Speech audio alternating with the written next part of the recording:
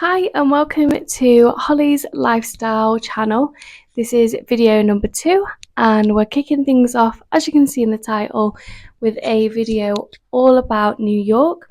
So I went to New York in January and it was the most incredible place I've ever been to. It's somewhere that I've always wanted to have seen and gone and experienced, and I'm so glad that I have, and I desperately want to go back. I wanted to make a video all about sort of a realistic point of view. I see so many TikToks, YouTubes, Instagram of people going to New York, but they're traveling, say, first class, they're staying in very luxurious hotels. So hopefully this video has reached you if you're looking to go to New York, you're wanting to go from the UK to New York, and you want a very realistic experience. Obviously everyone experiences things differently, but I wanted to just give my take. So to start, I wanted to talk about the travel. So we flew from Gatwick and we went obviously from the UK straight to JFK, and the flight was around 7 hours each way, and I had never flown long haul before, so didn't know what to expect. So to start, the two airlines we went with were British Airways, and then coming back we went with American Airlines. I have to say, out of the two flights, the British Airways was the better one.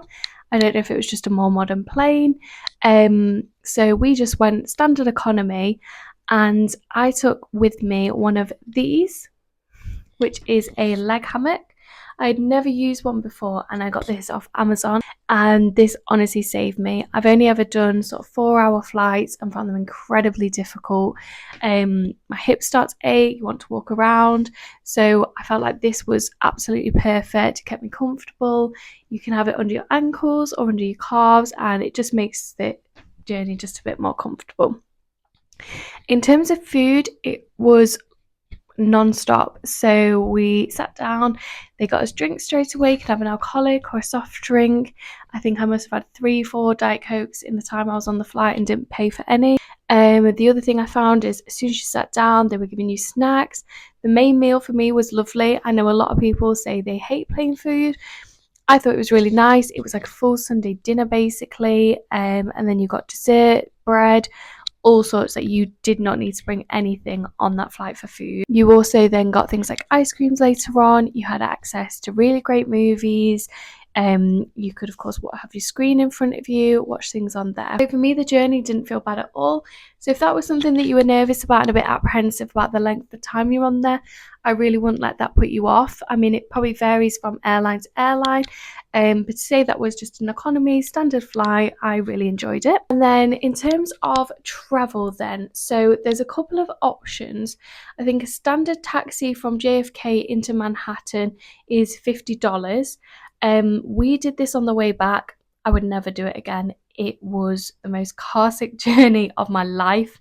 They obviously go through traffic so quickly. They weave in and out. For me, as someone that has travel sickness anyway, it just, yeah, it was too much for me. So there actually is, I will pop a picture up here of the route you can do, where you can actually use the sort of public transport services instead of paying for a taxi.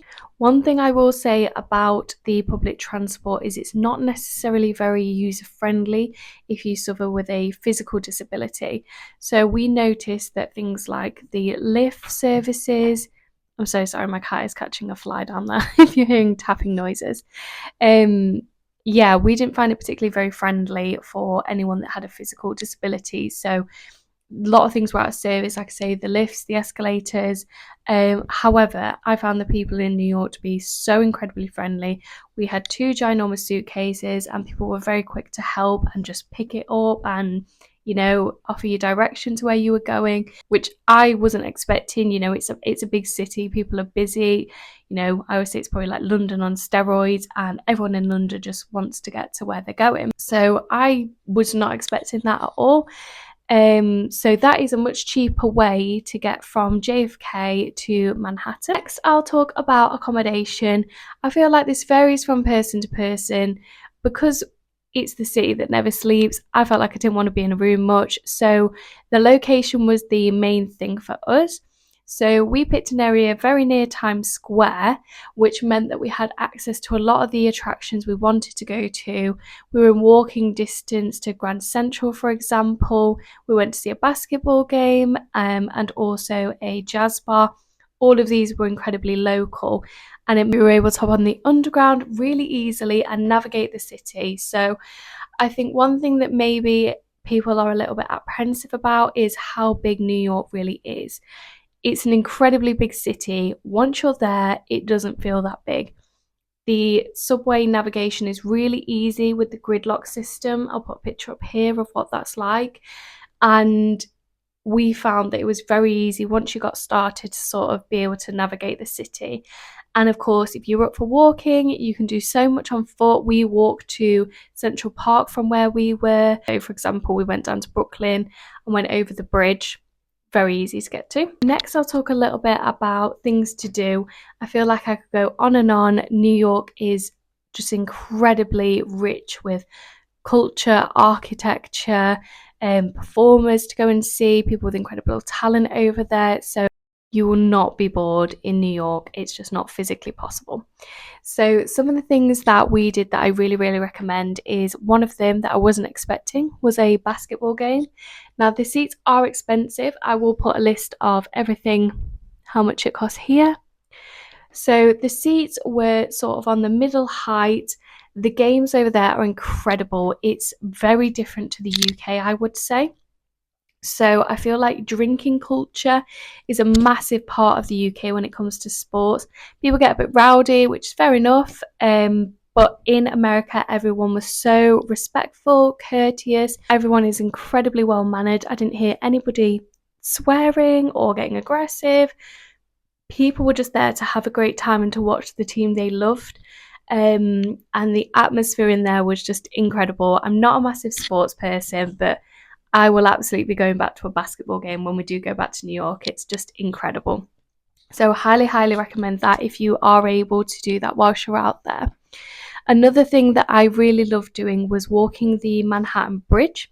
So we had a lot of people say to us that you're better off getting the ferry from Manhattan to Brooklyn, which I believe was $4, and you just pay at this location. And then the ferry takes you over, so you've got the Manhattan skyline behind you and you're going into Brooklyn, and it means that you then get a good sight of the Statue of Liberty. So it's very hard to squeeze everything you want to do in the amount of time. I feel typically people don't go for weeks and weeks to New York, and they might be there for 4 nights, 5 days, that kind of thing. So this was a great way to be able to get a great view of the Statue of Liberty, without paying for a separate sort of attraction to go and see that. And then it meant you can spend some time in Brooklyn. When you come off the bridge, there are 2 pizza restaurants, which I'll list here, and they are rivals. We went to one of them and it was the most incredible pizza I've ever had. Definitely only get one between 2-3 of you. They are ginormous. All of the food over there is incredibly oversized, even in Brooklyn. So definitely recommend that. Then once you've had a bit of time exploring in Brooklyn, then when you walk back into Manhattan over the bridge, you've got that gorgeous skyline. So many people recommend doing this at sunset. We missed it there and back. Everyone says it's the most incredible view going then back into the city. Another thing I would really recommend, and I feel like it is a bit of a given when you're going to New York, is the 9/11 Memorial. Visit the site where you've probably seen all the pictures of the fountain and all the names of the people that were involved in that hideous event. So I think it's really important to go there to sort of pay your respects and just take a moment to sort of take in the history of New York. And you know, it's a huge part of its history. I'd highly recommend going to the site. And next up, I would really recommend going to a music club. So if you can go to like a really authentic old school New York bar, we went to a jazz club, which I will link here. It was incredible. I believe it was about $20 each, and we saw some really traditional New York, and the people performing were just incredible.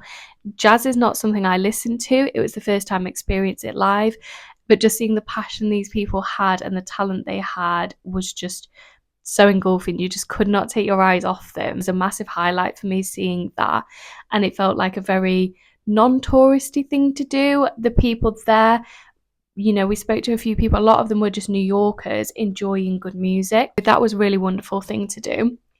And we also went on the Vanderbilt building.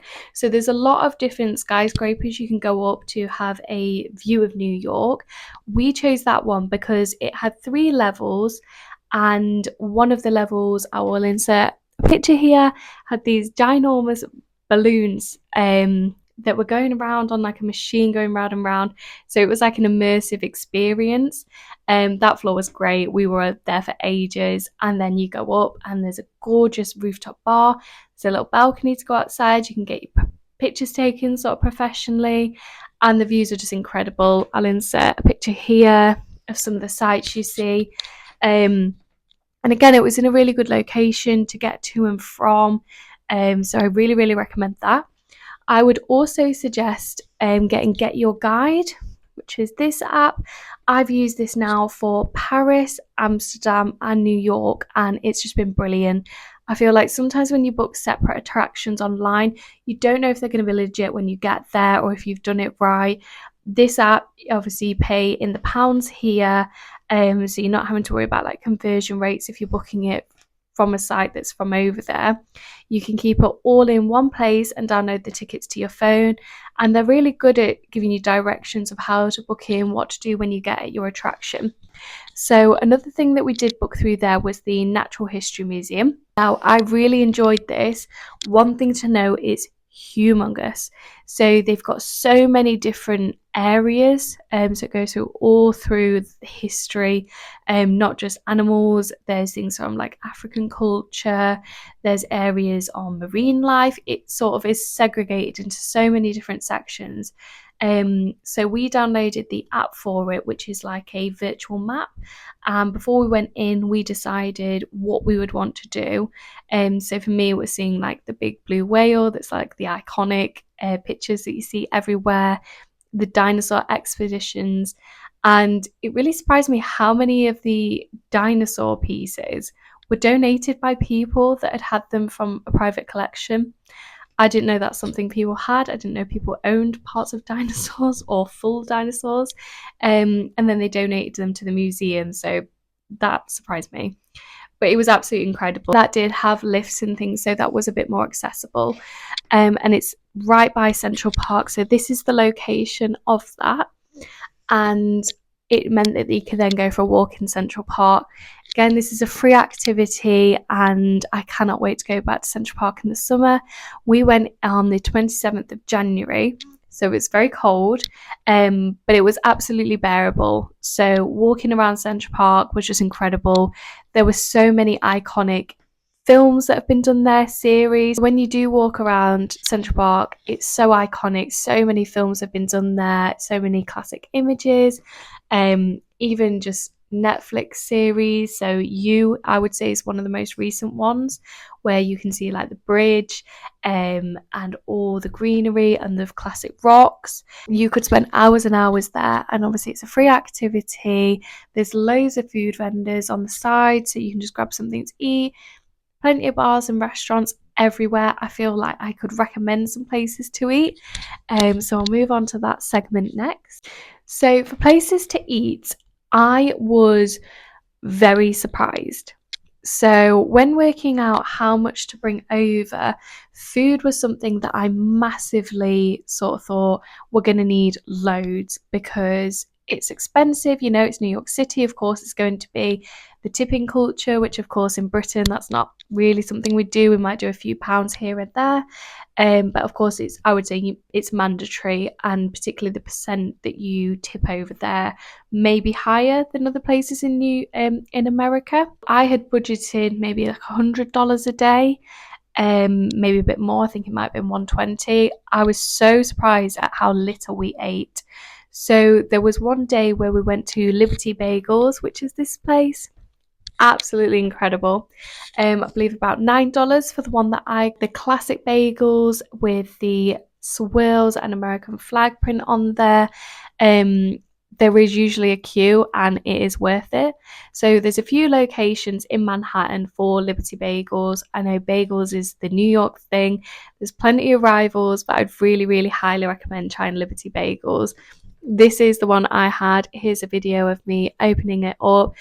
It was just amazing. The weight of it and size of it blew me away for the price. So I found places like that where you were going up to a counter, they would have a tip jar. So you may put $1 or $2 in there, but it's not something that I found that they ever charged with the, food or drinks that you're buying.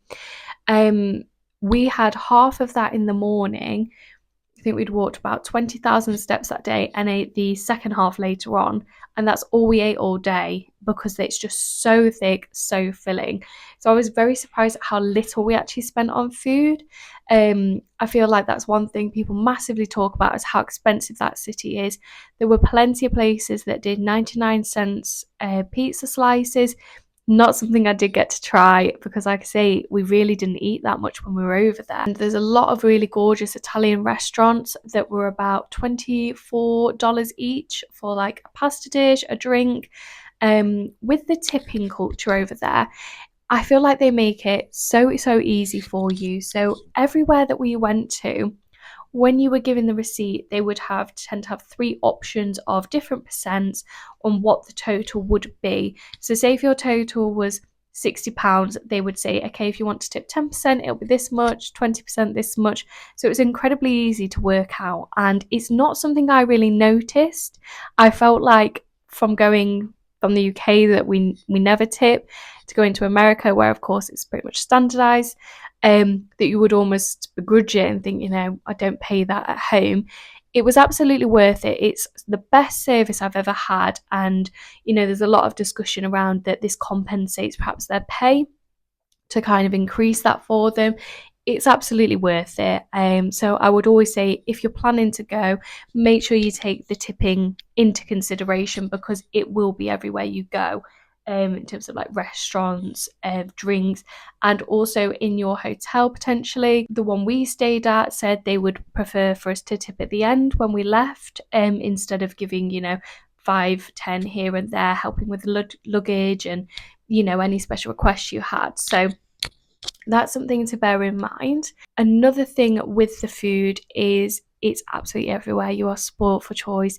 We did not have to make reservations for anywhere. One place to eat that I really wanted to try was Magnolia Bakery, which is here.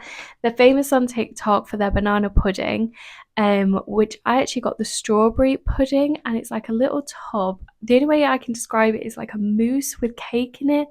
Absolutely incredible. It's been around, I think, from 1996. It's just a really charming little building, and it's really close to SJP, which is Sarah Jessica Parker's shoe shop, and she also lives around there. So if you're into Sex in the City, that's a lovely area to sort of explore, knowing that's where she lives. There's also a fantastic jewelry store there called Astronomia. Don't know if I'm pronouncing that right, but that's a fantastic area. Okay, so next segment is going to be the shopping. So if you follow me on Instagram, you will know that I love going out shopping. I love buying things for my home. I like looking at bags and shoes. They're my absolute weakness. But we never intended to go there to shop. That's just not something I've particularly understood. I feel like anything you can get over there, you can get here and have the same sort of experience. But of course, some people go over there to save for maybe a particular handbag and they want the experience of going over there, which I totally understand. It's just not something I've ever done or particularly wanted to do. So for the whole 6 days, I took $1,200 to spend, and this was to cover everything. So this was for food, transport, tipping, taxis, literally everything. I definitely took way too much. I thought, like I say, food was going to cost a lot. I thought transport was going to cost a lot. You can get the subway pass. We did one of these and it still had like $15 when we left each. So we didn't have to pay for taxis and things, whereas I thought we might. So it did mean that I did have money left over, and I stupidly hadn't done the buyback thing you can do with exchanging your money. So I'd looked at the exchange rate to change some of it back, and it really wasn't worth it. So I thought, well, why not go shopping in New York? So I'll show you some of the things that I got. So the first shop I went into was Steve Madden, and I went to the store that's right by Times Square. And these are the shoes that I got. It's not something I normally buy, but I thought in summer, this gorgeous denim, it's got a short heel, they are so comfortable, and these were $99. So they do add on a little bit of tax, I believe, as well. I'll double check and make a note here if that is definitely what it is. So sometimes the price on the shoes is different to what when you go to pay. So I think they may have been like $108, something like that. So those were the first items that I got. Next up, I went into Anthropology. They do have a UK site online over here. Correct me if I'm wrong, I don't actually know if they have any shops in the UK, but they do some really beautiful home pieces, clothing, accessories, and this bag is going to be one of these that you absolutely despise or you'd love. Like I say, I don't really buy things that are very out there, particularly colourful, so I wanted something that was a little bit different and to look back and sort of remind me like, oh, I got that in New York. People have called it the pea bag. This is it. I absolutely love this bag with like the beads, the handle, it's got so much weight to it. I just love this bag. And this was, I believe, $99. And again, it's slightly more when I went to the till to actually purchase it. So love this handbag. I don't care what anyone says, I'm call it a pea bag. It's my favourite bag ever. So I'd really recommend going to Anthropology if you are over there. And then lastly, we went into Macy's. This was on our final day, and I just said, whatever money I've got left over, I'm just going to spend here. So I did get some makeup bits from MAC. I got some like blusher, some new bronzer, things like that. Could not actually tell you the name of this bag. I do not have a clue. It's just a black leather, and then it's got the imprinted C's all along the bottom, and it's got a short handle, and all of the hardware is in black. It's also got these little loops here, so I think you could wear it as like a bum bag. And then these straps are detachable as well, and then it came with this long fabric strap to wear like crossbody with a blazer or something. So everyone in Macy's is so helpful. I am pretty certain they do work on commission, and I don't mind. They are so attentive, they ask all the right questions, and it's just nothing I've ever experienced in the UK. I feel like you can go in some stores with, you know, there was Louis Vuitton there was Gucci there. So there's some clients that probably go and drop thousands. Obviously, I was not in that category. You know, there'll be customers that come in that spend thousands, and I feel like in the UK, particularly from my experiences going to like designer outlets or certain designer stores, you get the look up and down and they kind of clock how much you're there to spend. Did not get that feeling once in New York. I don't know what it was. I don't know if people are just far more open and friendly, and are really wanting to help you find something that you like. These were the sort of three main purchases that I did get whilst in New York. So certainly if you did want to spend money, there's some brilliant shops and boutiques and really gorgeous shops, but you also have things like your normal sort of shops like Zara, H&M over there. So definitely don't feel like you can't go over there and buy things, because it's all just going to be expensive designer things. Obviously those two things I got, I know are expensive and are not, you know, just typical purchases, but absolutely can do that kind of shopping in New York. So I would really think about how much money you're going to take over, and definitely look at a buyback option, which I've never needed for any other holiday, but I think it can be very hard to gauge with New York how much you are going to spend on things. So some mythbusters now. A lot of people say that New York is filthy, it smells, there's rats everywhere. You see the classic images of rubbish at the side of the road. People say it's incredibly unsafe. And really put it down to, I would say, tourists to even want to go. And, you know, people will think, why would I spend so much money to go and potentially be, you know, be mugged, to feel unsafe, to have rats running around my ankle. Now, I can only speak from my experience. I didn't see one rat, and we were out all hours of the day. We did all of this. This is the map. We literally did all of it. We, like I say, we went to Brooklyn, we ended up in Queens, we went all over. And Didn't see one rat. Another thing I will know is there are so many people, I think they would call it like the sanitation centre, like working for the council / government over there. They were litter picking on the street. We saw people taking the street bins and actually cleaning them. This might just be me, but I was a bit in shock. I thought, you see the images of how it smells and the rubbish. I've never seen anyone in the UK clean a bin outside, like a public bin. There were so many people working in Central Park that were just going through small areas really meticulously to pick up any litter. I didn't find litter anywhere. They do have bags that are there for the trash waste removal people to come and collect. But obviously, it's a very condensed city with a lot of people there. But again, I didn't feel like that was an issue. It was tucked away to the side. It wasn't everywhere. It was just certain streets and certain times of the day it was, there was more and sometimes there was less. The only place I will say that you may want to just be more cautious would be Times Square. It's obviously a tourist hotspot, and I feel like there are certain people that may go there knowing that it's a tourist hotspot, and people may be a bit more vulnerable because they're not watching their things and have shopping and leave it down to take pictures. It's the only place I felt like, you'd want your bag on your front. You would want to make sure you've got your things on you. You can always do the trick if you've got a crossbody bag or like a bum bag type thing or rucksack, wear it on your front and wear it under a coat so it physically cannot be taken off and you don't have to worry about it. I feel like Times Square is a little bit overhyped. I hate to say it.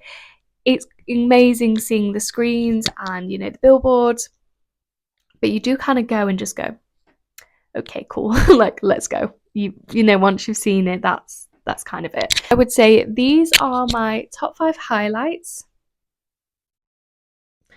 and I would say absolutely, if you can go to New York City, I absolutely would.